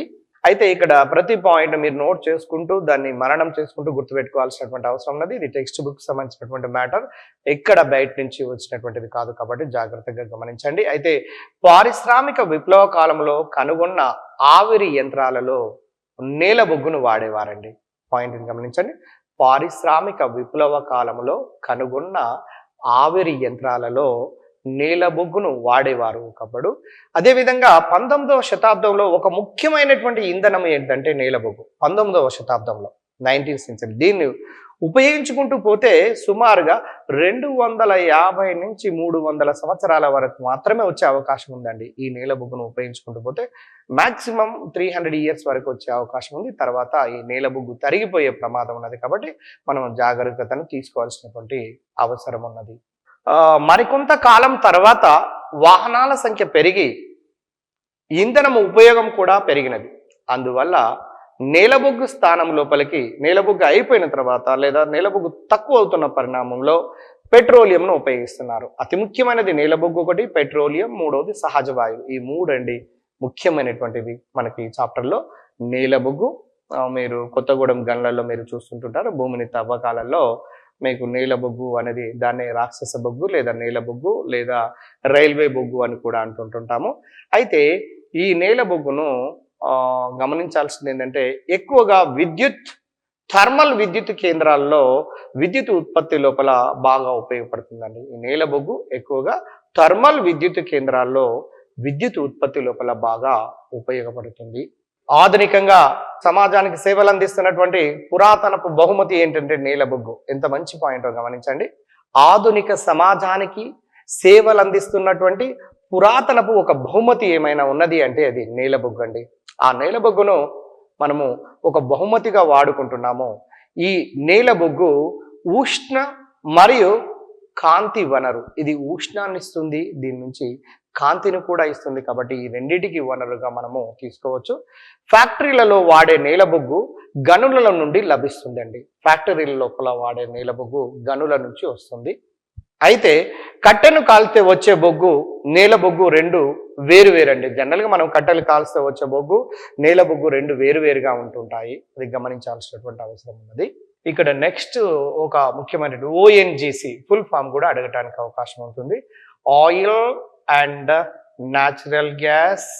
చూడండి, oil and natural gas corporation ONGC యొక్క ఫుల్ ఫామ్. దాని యొక్క ఆధ్వర్యం లోపల పెట్రోలియం సహజ వాయువుల కొరకు అన్వేషణ జరుగుతూనే ఉంటుంది. మీ అందరికీ తెలుసు, భారత ప్రభుత్వ రంగ సంస్థలలో ONGC oil and natural gas corporation వాళ్ళ ముఖ్యంగా పెట్రోలియం సహజ వాయువులకు సంబంధించినటువంటి అన్వేషణ, దాని గురించి ఎక్కడ ఏ పరిమాణంలో ఏ విధంగా ఉంటుంది అన్నటువంటి అంశాలు మొత్తం కూడా ఈ ఓఎన్జిసి పరిశీలిస్తుంది. అయితే ఇక్కడ ఒక సహజ వాయువు యొక్క నిక్షేపాలు, సహజ వాయువు యొక్క నిక్షేపాలు ఎక్కడెక్కడ ఉన్నవి అనేది మన టెక్స్ట్ బుక్ లో ఇచ్చారు, గమనించవచ్చు. ఎందుకంటే రేపు అడగటానికి అవకాశం లేదు అనటానికి లేదు కాబట్టి చూడండి, సహజ వాయువు యొక్క నిక్షేపాలు ఎక్కడున్నాయంటే త్రిపురలో నెంబర్ 1, ముంబై, గమనించండి స్క్రీన్ మీద, ముంబై, మరియు కృష్ణా గోదావరి డెల్టా ప్రాంతం లోపల కూడా ఉన్నవి, కృష్ణా గోదావరి యొక్క డెల్టా ప్రాంతం లోపల. అట్లనే జైసల్మేర్లో చూడండి, జైసల్మేర్లో సహజ నిక్షేపాలు అనేవి ఉన్నవి. ఈ 4 ప్రాంతాల లోపల భారతదేశం లోపల ఈ సహజ వాయువు యొక్క నిక్షేపాలు ఉన్నవి. కాబట్టి ఈ కింది వానిలో ఎక్కడ ఉన్నది ఈ సహజ వాయువు అని త్రిపుర, ముంబై, కృష్ణా గోదావరి, ఇంకా వేరే హైదరాబాద్ అలాంటి ఏదైనా పదాలను తయారు చేశారనుకోండి, అప్పుడు హైదరాబాద్ అని మనం పెట్టాల్సినటువంటి అవసరం ఉన్నది. పెట్రోలియం గురించి మనం మాట్లాడాము, గమనించండి. ఇది రాళ్ళు లేదా బండల క్రింద సరస్సుల మాదిరిగా ప్రవహిస్తూ ఉంటుంది, అందువల్లనే దీనిని రాతి నూనె అని కూడా అంటారని. సరస్సుల మాదిరిగా ప్రవహిస్తున్నటువంటి ఈ రాతి నూనె అనేది ఇది ఒక సంక్లిష్టమైనటువంటి మిశ్రమ పదార్థము. అనేక రకాల హైడ్రోకార్బన్ల చేత, అనేక రకాల ఇతర పదార్థాల చేత నిర్మితమైనటువంటి ఒక మిశ్రమ పదార్థము ఈ పెట్రోలియము అనేది. అయితే ఇక్కడ అంశిక స్వేదనమును ఉపయోగించి దీని నుండి అనేక అంశీభూతాలను పొందవచ్చు. అంటే పెట్రోలియంలో అనేక రకాల పదార్థాలు ఉన్నాయండి. Example petrol, diesel, kerosene, grease లాంటి తదితర పదార్థాలన్నీ కూడా పెట్రోలియంలో నుంచి ఏర్పడినవే. పెట్రోలియములో పెట్రోల్ ఉన్నదండి, గమనించండి. పెట్రోల్లో పెట్రోలియం కాదు, పెట్రోలియం అనే ఒక పెద్ద వనరులో పెట్రోల్ అనే ఒక అణు సంఘటనము లేదా ఒక ఘటక పదార్థం, ఒక కాంపోనెంట్ ఉన్నది. అయితే అంశిక స్వేదనము అనే ప్రక్రియలు మీ అందరికీ తెలుసు. ఏవైనా ద్రవ పదార్థాల మిశ్రమాలు గనక కలిసి ఉన్నప్పుడు వాటిని బాష్పీభవన ఉష్ణోగ్రతలను ఆధారంగా చేసుకొని అంశిక స్వేదన ప్రక్రియల ద్వారా ఆయా ద్రవ పదార్థాలను వేరు చేస్తూ ఉంటాము. అంశిక స్వేదనాన్ని ఉపయోగించి దీని నుంచి అనేక అంశభూతాలను పొందవచ్చు. ఒక ముఖ్యమైన పాయింట్, పురాతన కాలంలో పెట్రోలియంను నుండి మొదటగా వేరు చేసింది ఏంటిదయ్యా అంటే కిరోసిన్. చూడండి, పురాతన కాలంలో మొట్టమొదట వేరు చేసినటువంటి అణుఘటక పదార్థం లేదా కాంపోనెంట్ ఏంటంటే కిరోసిన్. ఇది పెట్రోలియం కంటే మెరుగైనటువంటిది అండి, గుర్తుంచుకోండి. ఇది పెట్రోలియం కంటే కిరోసిన్ మెరుగైనటువంటి అంశము. పెట్రోలియం నుండి ఒక వాయు ఇంధనము, పెట్రోల్, డీజిల్ మొదలగునవి మొత్తం కూడా దాని యొక్క ఉత్పన్నాలే. అంటే వాయు ఇంధనాలు వస్తున్నవి, పెట్రోల్, డీజిల్ లాంటి ద్రవ ఇంధనాలను కూడా పెట్రోలియం అనే సరస్సుల నుంచి, రాతి నూనె నుంచి తయారు చేస్తున్నట్టుగా మనకు అర్థమవుతున్నది. మీరు గమనించండి, నేల బొగ్గు పెట్రోలియం యొక్క ఉపయోగాలను మీరు మీ బుక్ లోపల ఉండబడినటువంటి దానిలో మీరు గమనించవచ్చు. వేరు వేరు ఉష్ణోగ్రతల వద్ద వేరు వేరు రకాల పదార్థాలు ఏర్పడుతున్నాయి. ఒక్కొక్క పదార్థం వలన అనేక రకాల ఉపయోగాలు ఉన్నవి. ఆ ఉపయోగాలు ఏ ఏ ఉష్ణోగ్రతల వద్ద ఏ ఏ పదార్థాలు ఏర్పడుతున్నాయి అనేది మీరు స్పెషల్గా వాటిని గమనించండి. ఎందుకంటే వాటి నుంచి కూడా అరుదైనటువంటి సందర్భంలో ప్రశ్నలు అడగటానికి అవకాశం ఉన్నది. నేల బొగ్గు ఘనస్థితి లోపల ఉండబడినటువంటి ఒక శిలాజమైన ఇంధనం అండి. నేల బొగ్గు అనేది ఘనస్థితి లోపల ఉండబడినటువంటి ఇది ఒక శిలాజ ఇంధనము. ఘనస్థితి లోపల ఉండబడే శిలాజ ఇంధనము నేల బొగ్గు అయితే, ద్రవస్థితి లోపల ఉండబడే శిలాజ ఇంధనము పెట్రోలియం, వాయుస్థితి లోపల ఉండబడే శిలాజ ఇంధనము సహజ వాయువు. ఈ 3 ముఖ్యమైనటువంటి పదాలండి ఈ చాప్టర్లో. నేల బొగ్గు, పెట్రోలియం, సహజ వాయువు. నేల బొగ్గు భూమి లోపల, రాక్షస బొగ్గు ఎలా దొరుకుతుందో మనకు తెలిసిందే. అదేవిధంగా రాతి బండల కింద సరస్సుల మాదిరిగా ప్రవహిస్తున్నటువంటిదేమో పెట్రోలియం. పెట్రోలియం పై భాగంలో ఒక వాయువుతో కప్పబడి ఉంది. అది సహజమైనటువంటి వాయువు. అయితే ఇక్కడ ఇది చాలా ఉపయుక్తమైనటువంటిది నీలబొగ్గు అనేది. ఇది ఒక ఇంధన శక్తి వనరు. నీలబొగ్గు అనేది ఒక ఇంధన ఒక శక్తి వనరు అండి. నీలబొగ్గును గాలితో మండిస్తే కార్బన్ డైఆక్సైడ్ విడుదలవుతుంది. నీలబొగ్గు అనేది ఏంటి చెప్పండి? బొగ్గు అంటేనే కార్బన్ ఆక్సిజన్తో మండిస్తే వచ్చేది ఏంటిది? Carbon dioxide.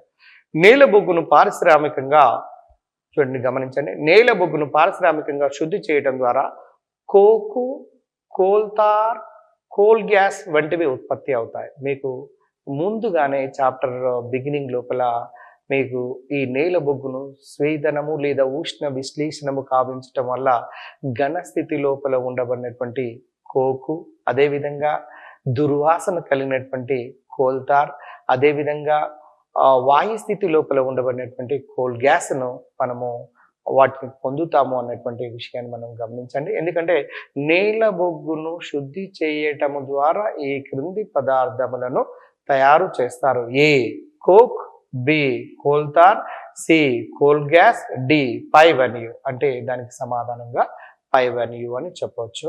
అయితే కోల్తార్ను గుర్తుంచుకోవడానికి లింక్ మెథడ్ ద్వారా ఎలా గుర్తుంచుకోవాలో మీకు గతంలోనే చెప్పటం జరిగింది. ఒకసారి స్క్రీన్ పైన గమనించండి.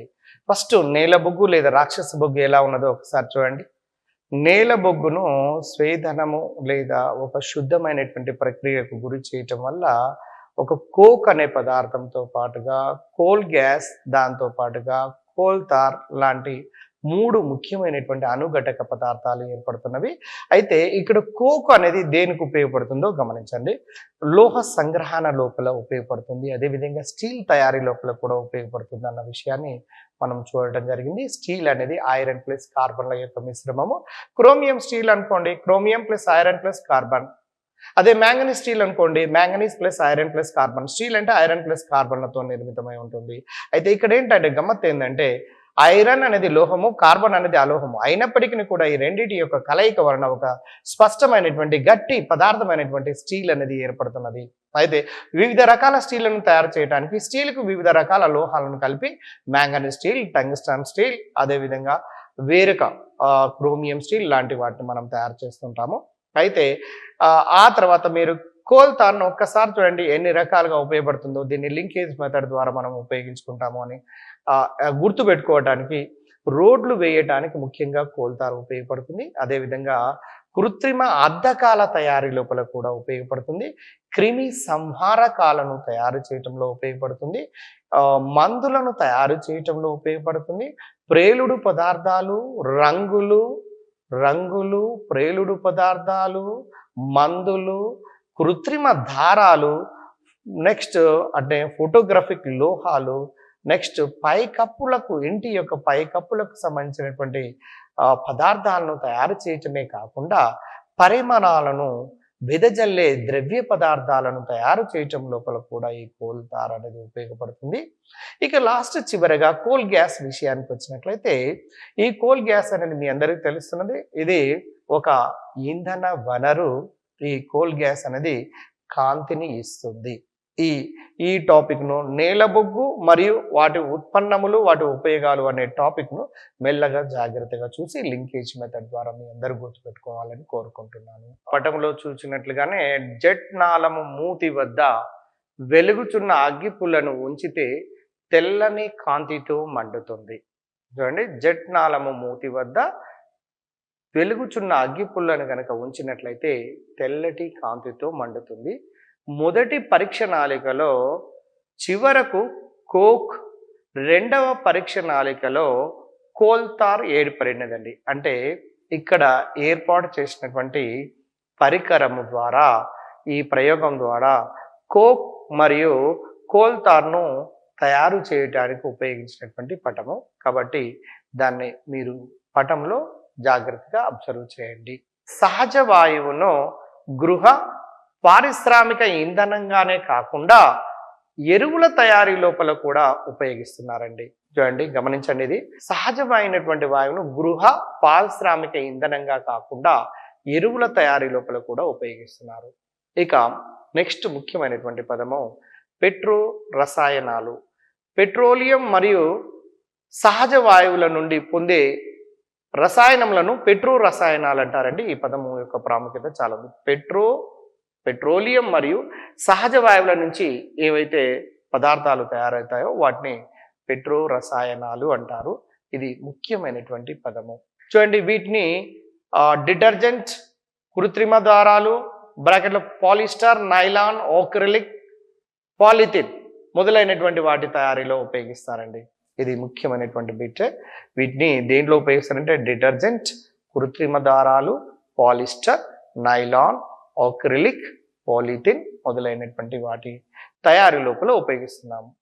ఇక ద్రవ బంగారము ఒక ముఖ్యమైనటువంటి పదము. పెట్రోలియంకు గల గొప్ప వ్యాపారాత్మక ప్రాముఖ్యత వలన దీన్ని ద్రవ బంగారము అంటారండి. పెట్రోలియానికి ప్రాముఖ్యత రీత్యా చూడండి, వ్యాపార రీత్యా చూసినట్లయితే చాలా విలువైనటువంటిది కాబట్టి దీన్ని ద్రవ బంగారము అని కూడా అంటుంటారు. వ్యవసాయ రంగంలో ఏ విధంగా ఉపయోగిస్తున్నారు, పారిశ్రామిక రంగంలో, గృహ మరియు ఇతర రంగాల లోపల దీన్ని ఏ విధంగా ఉపయోగిస్తున్నారో మీరు స్క్రీన్ మీద ఒకసారి గమనించవచ్చు. వ్యవసాయ రంగంలోనైతే ప్లాస్టిక్ గొట్టాలు, పెట్టెలు, బుట్టలు, వ్యవసాయ పనిముట్లు, ఎరువుల తయారీ లోపల ఉపయోగపడుతున్నట్టుగాను, అదేవిధంగా పారిశ్రామిక రంగంలోనైతే కార్లు, మరపడవలు, సమాచార ప్రసార పరికరాలు, నిర్మాణ సామాగ్రి, కాగితపు పరిశ్రమలు, బెల్టులు, తోలు పట్టీలు లాంటివి, టైర్లు మొదలైనటువంటివి పారిశ్రామిక రంగంలో ఉపయోగపడితే, గృహ ఇతర రంగాల్లో కనుక చూసినట్లయితే వైద్య పరికరాలు, దుస్తులు, పరుపులు, కాళ్ళకు వేసుకునే సాక్స్లు, గృహ ఉపకరణాలు అయినటువంటి పెయింటింగ్లు, ఉతికే ద్రవ పదార్థాలు, దారాలు, సౌందర్య సాధనాలు, ఔషధాలు, పాలిష్లు మరియు పాలిష్ సంబంధించినటువంటి ఇతర పదార్థాలు వీటి నుంచి గృహ ఇతర రంగాల లోపల ఉపయోగపడుతుంది. అయితే నేల బొగ్గును ఏర్పడే విధానం గురించి ఒక ముఖ్యమైనటువంటి పాయింట్ గమనించండి. జీవ పదార్థములు భూమి లోపలికి కూరుకొని పోయి అధిక ఉష్ణోగ్రత పీడనాలకు గురి అయి నేల బొగ్గుగా మారే ప్రక్రియనే కార్బనైజేషన్ అందరూ. మనం చూసాము, జీవజాలము అనేది కొంతకాలము తర్వాత పురాతన కాలంలో మొత్తము కూడా మట్టి చేత కప్పబడి అధిక ఉష్ణోగ్రత పీడనాలకు లోనై చివరికి నీల బొగ్గుగా మారుతున్నదని దీన్నే కార్బనైజేషన్ అనే ప్రక్రియ అంటారు. ఈ కార్బనైజేషన్ అనే ప్రక్రియ మీద అనేక పోటీ పరీక్షలలో అనేక సార్లు అడగటం జరిగినది కాబట్టి దాని గురించి మనం పూర్తిగా పటుత్వాన్ని కలిగి ఉండాలి. శిలాజ ఇంధనము చూడండి, శిలాజ ఇంధనము ఫాసిల్ ఫ్యూయల్స్ అంటారు.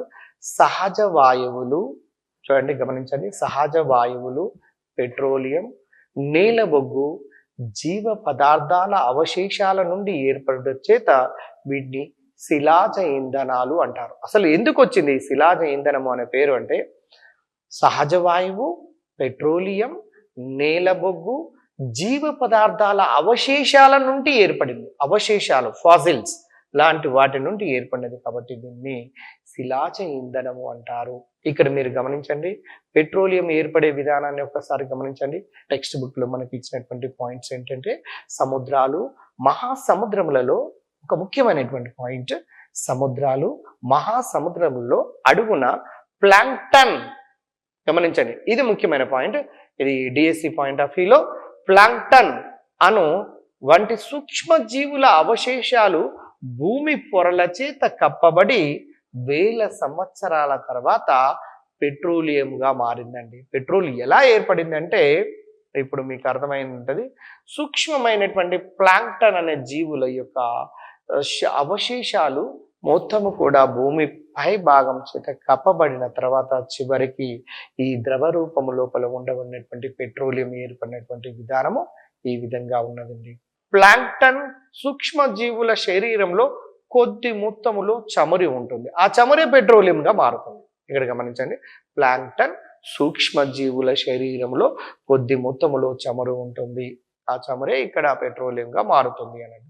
కొన్ని లక్షల సంవత్సరాల తర్వాత, పాయింట్స్ మెల్లగా గమనించండి, కొన్ని లక్షల సంవత్సరాల తర్వాత జంతువుల, వృక్షాల యొక్క మృత అంటే చనిపోయిన అవశేషాలు గాలి లేకుండా అధిక ఉష్ణోగ్రత పీడనాలకు లోనై చివరికి పెట్రోలియం మరియు సహజ వాయువులుగా రూపాంతరం చెందాయి అన్నటువంటి విషయము మీకు తెలిసినటువంటిదే. మీ అందరికీ తెలుసు పెట్రోలియం పై భాగంలో సహజ వాయువు ఉంటుందని. మీరు కొన్నిసార్లు డ్రిల్ వేసినప్పుడు చూడండి, రాతి బండల కింద ఉండబడినటువంటి పెట్రోలియం దాకా ఎప్పుడైతే ఆ డ్రిల్ పోతుందో అప్పుడు దాంట్లో నుంచి కొన్ని రకాల వాయువులు కూడా బయటికి ఎగుదన్నుకొని వస్తుంటాయి. ఆ బయటికి వస్తున్నటువంటి వాయువులు ఏంటియో కాదు, సహజమైన వాయువులు లేదా న్యాచురల్ గ్యాస్. ఇది ముఖ్యంగా మీథేన్ లాంటి హైడ్రోకార్బన్ల చేత ఏర్పడుతూ ఉంటుంది. నేల బొగ్గు ప్రధానంగా కార్బన్ను కలిగి ఉంటే పెట్రోలియం మాత్రము హైడ్రోకార్బన్ల యొక్క మిశ్రమం. గతంలో ఒకసారి డిఎస్సిలో అడిగిండు, సుమారుగా 1998 ఆ ప్రాంతం లోపల పెట్రోలియం లోపల ఉండబడే పెట్రోలు లోపల ఉండబడే కార్బనుల యొక్క సంఖ్య C5 to C9. అది ఒకసారి గతం లోపల అడిగినటువంటి బిట్ అండి. ఇది డిఎస్ అంశంలో అడగటానికి అనుకూలమైనటువంటి అంశము. నేల బొగ్గు ప్రధానంగా కార్బన్ను కలిగి ఉంటే నేల బొగ్గు లోపల మెయిన్ ఏముంటుందండి? కార్బన్ ఉంటుంది. డైమండ్ దాని యొక్క రూపాంతరము అంటే కార్బన్ యొక్క రూపాంతరం డైమండ్ కావచ్చు, గ్రాఫైట్ కావచ్చు, ఫుల్లరిన్స్ కావచ్చు, వాటి యొక్క నిర్మాణంలో కార్బన్ పరమాణువులు మాత్రమే ఉంటాయి. కాబట్టి అదేవిధంగా నేల బొగ్గును కార్బన్ కలిగి ఉంటే అదే పెట్రోలియం మాత్రం హైడ్రోకార్బన్ల మిశ్రమం. అంటే it is formed by the combination of the hydrogen and carbon elements. ఈ రెండు ఎలిమెంట్స్ తోనే ఏర్పడుతున్నట్టుగా మనకు అర్థమవుతున్నది. నీల బొగ్గు పొరలలో మీథేన్ మరియు గ్యాస్ హైడ్రేటులు అపరిమితంగా ఉన్నాయండి. నేల బొగ్గు యొక్క పొరలు, భూమి యొక్క భాగం లోపల నేల బొగ్గు ఉంటే దాంట్లో మీథేన్ గ్యాస్, దాన్ని ఫైర్ డ్యాంప్ అంటారు, దాన్ని మార్స్ గ్యాస్ అని కూడా అంటారు మీథేన్ గ్యాస్ను. అయితే గ్యాస్ హైడ్రేటులు అంటే గ్యాస్తో పాటుగా కొన్ని నీటి అణువులు కలిగినట్టు, హైడ్రేట్ అంటే వాటర్ మాలిక్యూల్స్ తో అపరిమితంగా ఉండబడినటువంటి అంశాన్ని మనము గమనించవచ్చు. బొగ్గు మరియు పెట్రోలియంను సంరక్షించుకోవాలి. ఎలా సంరక్షించుకోవాలా అనే దాన్ని కనుక మీరు టెక్స్ట్ బుక్ ప్రకారం గమనిస్తే, వస్తువు ధర అది ఎంత పరిమాణంలో అందుబాటులో ఉన్నది మరియు దాని అవసరం మీద ఆధారపడి ఉన్నది. స్క్రీన్ మీద అబ్జర్వ్ చేయండి.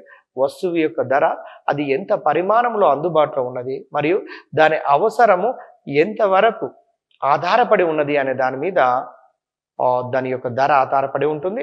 రెండవది, వినియోగములో వృధాను తగ్గించాలి. ఈ వనరుల వినియోగంలో జరిగే వ్యర్థాలను పూర్తిగా తగ్గించాలి. చూడండి, ఈ మధ్యన యూత్ మీరు పెట్రోల్ను, వెహికల్స్ను అనవసరంగా అవసరం లేకుండా కూడా, పని లేకుండా కూడా కార్లను, పెద్ద పెద్ద వెహికల్స్ను బాగా బయట తిప్పడం వల్ల వాళ్ళకు ఎంజాయ్మెంట్ ఇస్తే ఇవ్వచ్చాము, కానీ దాన్ని బయటకు వస్తున్నటువంటి ఈ వ్యర్థ పదార్థాలైనటువంటి గాలికి సంబంధించినటువంటి కాలుష్య పదార్థాలు బయటికి రావటం వల్ల మనకు అనేక రకాల రోగాల కారణాలకు కారణమవుతుంది. ఈ గ్రీన్ హౌస్ ఎఫెక్ట్ అంటే భూమి వేడెక్కడానికి కారణమవుతుంది. కాబట్టి వీటిని వృధాను, అనవసరమైనటువంటి వాటికి మనం ఉపయోగించుకుంటూ ఉండేటట్టుగా చూసుకోవాలి. అవసరమైన పనులకు మాత్రమే వాటిని మనం ఉపయోగించుకోవాలి. సూర్యుని యొక్క కాంతిలో అపరిమితమైన శక్తి ఉన్నది. గమనించండి, సూర్యుని యొక్క కాంతిలో అపరిమితమైన శక్తిని ఉన్నది కాబట్టి దాన్ని ఉపయోగించుకోవాలి. పెట్రోలియం, డీజిల్, కిరోసిన్ లాంటి, నేల బొగ్గు లాంటివి, సహజ వాయువు లాంటివి అంటే అవి పరిమితమైన వనరులు మాత్రమే కలిగి ఉన్నాయి కాబట్టి అటువంటప్పుడు అవి తగ్గిపోయే ప్రమాదం ఉన్నది. కాబట్టి ఎన్నడూ కూడా తగ్గనటువంటి సూర్యుని యొక్క ఇంధనమును అంటే సూర్యుని యొక్క కాంతిని అపరిమితమైనటువంటి శక్తిని కలిగి ఉన్నది. కాబట్టి ఆ అపరిమితమైనటువంటి శక్తిని వివిధ రూపాల్లో ఉపయోగించుకున్నట్లయితే మానవాళికి కాలుష్యము తగ్గటమే కాకుండా మనకు ఎలాంటి ప్రమాదాలు కూడా నుండి తప్పించుకోవడానికి అవకాశం ఉంటుంది. కాబట్టి రాబోయే కాలంలో దాని మీద మనం ఆధారపడాలి, దాని మీద రీసెర్చ్ చేయాలి, దాని మీద కొత్త కొత్త విషయాలను కనుక్కోవాల్సినటువంటి అవసరం ఉన్నది. భూతాపము ఇంధనములను మండించినప్పుడు CO2 వాయువు విడుదలై వాతావరణంలో మార్పులు జరిగి భూమి వేడెక్కి గ్రీన్ హౌస్ ఎఫెక్ట్ కారణమవుతుందండి. మీ అందరికీ తెలుసు. అసలు మీకు వాతావరణం అంటే మనం ఉపయోగిస్తున్నటువంటి ఇంధనాలు మండినప్పుడు CO2 వాయువు అనేది ఏర్పడుతుంది. ఈ CO2 వాయువు వాతావరణం లోపల ఉండటం వల్ల సూర్యుని నుంచి వచ్చినటువంటి వేడిని భూమి గ్రహిస్తుంది. ఈ గ్రహించినటువంటి వేడి ఉష్ణ వికిరణం ద్వారా అంతరిక్షం లోపలికి చేరుతుంది. కానీ ఇక్కడ భూమి చుట్టూ ఎక్కువ పరిమాణం లోపల CO2 వాయువు ఉండటం వల్ల ఈ ఉష్ణం అనేది CO2ను గ్రహించడం వల్ల ఈ వాతావరణం కూడా వేడెక్కి చివరికి భూమి కూడా వేడెక్కడానికి కారణమవుతుంది, లేదా భూతాపము చెందడానికి కారణమవుతుంది, లేదా గ్రీన్ హౌస్ ఎఫెక్ట్కు కారణమవుతుంది. కాబట్టి దీన్ని ఆధారంగా చేసుకొని ఈ CO2 యొక్క పరిమాణాన్ని తక్కువగా ఉండేటట్టుగా చూసుకోవాల్సినటువంటి అవసరం ఉన్నది. గతంలో ఈ CO2కి సంబంధించినటువంటి బిట్ను గత డిఎస్సి లోపల అడగటం జరిగినది. థర్మల్ విద్యుత్ శక్తిని తయారు చేసేటప్పుడు ఆరోగ్యానికి పర్యావరణానికి హాని కలిగించే గ్రీన్ హౌస్ వాయువులను మరియు పాదరసము, ఈ పాయింట్ జాగ్రత్తగా గమనించండి, గ్రీన్ హౌస్ వాయువులతో పాటుగా పాదరసము, సెలూనియం మరియు సీసము, ఆర్సెనిక్ ను వాతావరణంలోనికి విడుదల చేస్తాయి. చూడండి, కొన్ని రకాల లోహాలను కూడా విడుదలవుతున్నాయి. ఒకటి పాదరసము, పాయిజనస్ ఎలిమెంట్, సెలూనియం, సీసం అంటే లెడ్, ఆర్సెనిక్ లాంటి వాతావరణం లోపలికి విడుదల కావటం వల్ల మనము అనేక రకాల మానసికమైనటువంటి వ్యాధులను కూడా రావడానికి కారణమవుతున్నటువంటి వాటిలో ఇవి కూడా కొన్ని. పెట్రోలియం మరియు భార లోహాల నుండి తయారు చేసిన పెయింట్స్ను వాతావరణంలోకి విష పదార్థాలను విడుదల చేసి గుండె, ఊపిరితిత్తులకు సంబంధించినటువంటి జబ్బులు రావడానికి కారణమవుతుంది. ఇక్కడ ఈ పాయింట్ గమనించండి, పెట్రోలియం మరియు భార లోహాల నుండి తయారు చేసినటువంటి పెయింట్స్ను వాతావరణంలోకి విడుదల చేయటం వల్ల మన శరీరం లోపల ఉండబడే గుండె మరియు ఊపిరితిత్తులకు సంబంధించినటువంటి జబ్బులు రావడానికి ఇవి కారణమవుతున్నాయండి. రేపు అడగటానికి అవకాశం ఉంది, మన గుండె ఊపిరితిత్తులకు జబ్బులు రావడానికి కారణమైనటువంటి పదార్థాల పేర్లు అడిగినప్పుడు మనం దీన్ని కాన్సెప్ట్ బేస్ మీద మనం ఆన్సర్ చేయవలసినటువంటి అవసరం ఉన్నది. ఒక ఇంధనాన్ని తీసుకుందాము, అది వాతావరణంలో ఎలాంటి, ఇప్పుడు ఇది జీకే కరెంట్ అఫైర్స్లో కూడా అడగటానికి అవకాశం ఉంటుంది కాబట్టి మల్టీపర్పస్లో మనం ఉపయోగించుకుందాం. ఈ ఇంధనము డీజిల్ను తీసుకొని చూడండి, డీజిల్ను నుంచి విడుదలయ్యే కాలుష్య పదార్థాలు ఏంటి? డీజిల్ నుంచి బాగా గుర్తుపెట్టుకొని, డీజిల్ నుండి ఈ క్రింది కాలుష్య పదార్థం విడుదలవుతుంది, డీజిల్ నుంచి ఈ క్రింది కాలుష్య పదార్థం విడుదల కాదు. అట్లనే సిఎన్జి నుంచి ఈ క్రింది కాలుష్య పదార్థం విడుదలవుతుంది కాంది. ఇలా పాజిటివ్ అండ్ నెగిటివ్ లెవెల్లో క్వశ్చన్ అడుగుతున్నారు. అయితే డీజిల్ నుంచి ఒకటి తీసుకొని చూద్దాం. డీజిల్ నుంచి విడుదలయ్యే కాలుష్య కారకాలను చూస్తే CO అండ్ CO2, మీకు అందరూ తెలుసు, కార్బన్ మొనాక్సైడ్, కార్బన్ డైఆక్సైడ్, ఈ రెండు ప్రధానమైనటువంటి నైట్రిక్ ఆక్సైడ్, నైట్రస్ ఆక్సైడ్లలో nitric oxide NO, nitrogen dioxide గుర్తుపెట్టుకోండి. CO, CO2, NO, NO2 చాలా ఈజీ గుర్తుపెట్టుకోవచ్చు. అదేవిధంగా SO2, SO3, sulphur dioxide, sulphur trioxide లాంటివి డీజిల్ నుంచి ఏర్పడుతున్నటువంటి కాలుష్య కారణులండి, కాలుష్యానికి కారణమవుతున్నటువంటి పదార్థాలు కాబట్టి వీటిని కాలుష్య కారణులు అంటారు. అదేవిధంగా సిఎన్జి, కంప్రెస్డ్ న్యాచురల్ గ్యాస్ కనుక తీసుకున్నట్లయితే దాని నుంచి విడుదలైనటువంటి వాయువు ఏంటంటే CO2 వాయువు. CO2 వాయువు అనేది ఇక్కడ కాలుష్య కారణి. సిఎన్జి నుంచి విడుదలవుతున్నటువంటి కాలుష్య కారణి ఏది అంటే CO2 ప్రధానమైనటువంటిది. ఇక కిరోసిన్ యొక్క ఉపయోగాన్ని చూడండి, మీ టెక్స్ట్ బుక్లో ఇచ్చినటువంటి దాన్ని బట్టి చూడండి. వంట చేసేటప్పుడు ఇంధనంగా కిరోసిన్, మీరు సాధారణంగా వంటను చేయటంలో ఒకప్పుడు కిరోసిన్ బాగా వాడేవారండి ఇంధనంగా.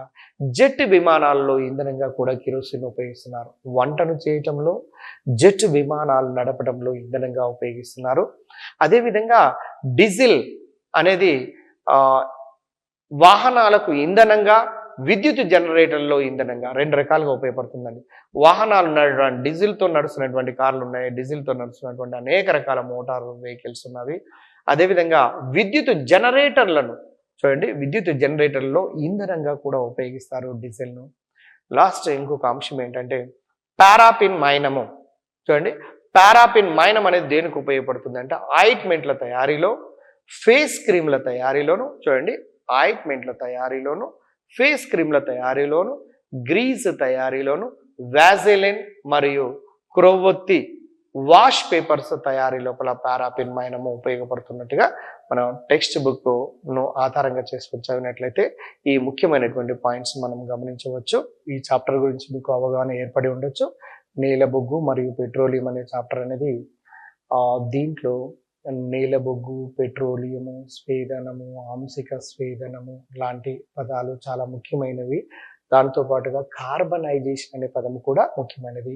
ఇందులో ఘన స్థితి లోపల ఉండబడే శిలాజ ఇంధనము, ద్రవ స్థితి లోపల ఉండబడే శిలాజ ఇంధనము, వాయు స్థితి లోపల ఉండబడే శిలాజ ఇంధనము చూడండి, ఘనస్థితి లోపల ఉండబడే శిలాజ ఇంధనానికి బొగ్గును, రాక్షస బొగ్గును తీసుకుంటాము. ద్రవ స్థితి లోపల ఉండబడే శిలాజ ఇంధనానికి పెట్రోలియం, వాయు స్థితి లోపల ఉండబడే శిలాజ ఇంధనానికి సహజ వాయువులను తీసుకుంటామండి. అయితే ఈ చాప్టర్లో తరిగిపోయే శక్తి వనరులు ఏంటివి, తరిగిపోయినటువంటి శక్తి వనరులు ఏంటివి అనేది విశ్లేషణ చేసుకొని మనం గుర్తుపెట్టుకోవాల్సినటువంటి అవసరం ఉంది.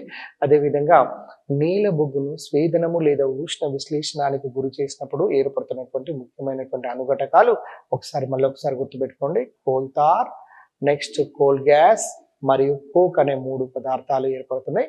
ఒక్కొక్క దాని వల్ల మళ్ళీ వేరు వేరు రకాలుగా ఉపయోగాలుగా ఉంటున్నవి అనే విషయం మీకు తెలిసినటువంటిదే. అదేవిధంగా పెట్రోలియంను మీరు స్వేదనము, అంశిక స్వేదనాలకు గురి చేసినట్లయితే స్వేదన ప్రక్రియ అనేది ఏమో 2 ద్రవ పదార్థముల యొక్క మిశ్రమములో 25 డిగ్రీల సెంటీగ్రేడ్ కంటే ఎక్కువ ఉంటే ఆ 2 ద్రవ పదార్థాలను వేరు చేస్తారు. అంశిక స్వేదనం అనే ప్రక్రియనేమో 2 ద్రవ పదార్థాల మిశ్రమము కలిసి ఉన్నప్పుడు ఆ ద్రవ పదార్థాల యొక్క మిశ్రమం యొక్క బాష్పీభవన ఉష్ణోగ్రతలలో వ్యత్యాసము 25 డిగ్రీల సెంటీగ్రేడ్ కంటే తక్కువ ఉన్నట్లయితే ఆయా అణుఘటకాలను వేరు చేయడానికి అంశిక స్వేదనము అనే ప్రక్రియను ఉపయోగిస్తుంటూ ఉంటాము. అదేవిధంగా పెట్రోలియం నుంచి ఉన్నటువంటి ఏర్పడుతున్నటువంటి ముఖ్యమైనటువంటి అణుఘటకాలు పెట్రోల్, డీజిల్, కిరోసిన్ ఇలాంటి ఈ పదాలను మళ్ళొకసారి గుర్తు చేసుకొని మీరు గమనించండి. చాలా జాగ్రత్తగా మీరు ఈ పాయింట్స్ అన్ని విన్న తర్వాత, ఈ పాయింట్స్ అన్ని నోట్ చేసుకున్న తర్వాత మళ్ళొకసారి టెక్స్ట్ బుక్ని మీరు చదవండి. చదివిన తర్వాత పూర్తిగా అవగాహనకు వచ్చేస్తుంటుంది. Thank you very much.